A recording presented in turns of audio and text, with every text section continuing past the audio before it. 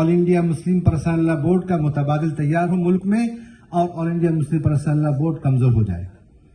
اس کے بعد دو چیزیں ایسی ہیں کہ بہت زیادہ اس وقت سوشل میڈیا میں یا میڈیا میں ہے اور ہم میں سے کچھ لوگ ہماری کمزوری کو پیش کر رہے ہیں. کچھ لوگ ایسے ہیں جو میڈیا میں جاتے ہیں اور ان کو اس کا نالج نہیں ہے نہ وقف کے متعلق اور نہ جو سسٹم ہے اس سے متعلق.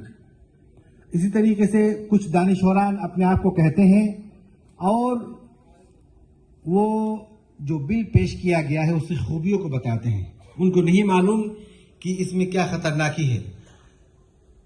علی جناب ظفر محمود صاحب آج دوسری بار مجھے موقع ملا ان کو سننے کا وقف کے متعلق اور بہت سارے چیزوں کا خلاصہ انہوں نے کر دیا ہے.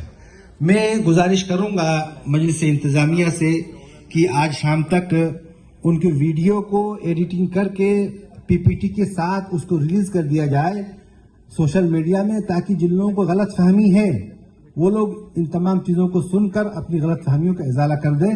ورنہ یہ میڈیا میں اور سوشل میڈیا میں اور پرنٹ میڈیا میں تمام چیزوں میں جو غلط فہمیاں کچھ انٹلیکچوئلس کے ذریعے کیا جا رہا ہے وہ بہت خطرناکی ہم دیکھ رہے ہیں. اس کی اللہ رب العالمین ہم لوگوں کو صحیح بات کہنے اور سننے اور سمجھنے کی توفیق عطا فرمائے. میں شکر گزار ہوں مجلس انتظامیہ کا، خاص کر کے حضرت مولانا ابو طالب صاحب کا کہ مجھے موقع دیا یہاں آنے کا اور کچھ بات رکھنے کا. اور خاص کر کے آل انڈیا مسلم پرسنل لا بورڈ سے خاص گزارش ہے کہ جس طرح سے کلکتہ میں یہ پروگرام منعقد ہوا، ہر صوبے کی راجدھانی میں ایک ایک پروگرام ایسا منعقد ہو تاکہ لوگوں کو اس کی اہمیت و افادیت معلوم ہو اور ایک حکومت کے سامنے میں تمام مسالک کے لوگ جمع ہو کر ایک بات رکھیں. یہ میں مناسب سمجھتا ہوں. السلام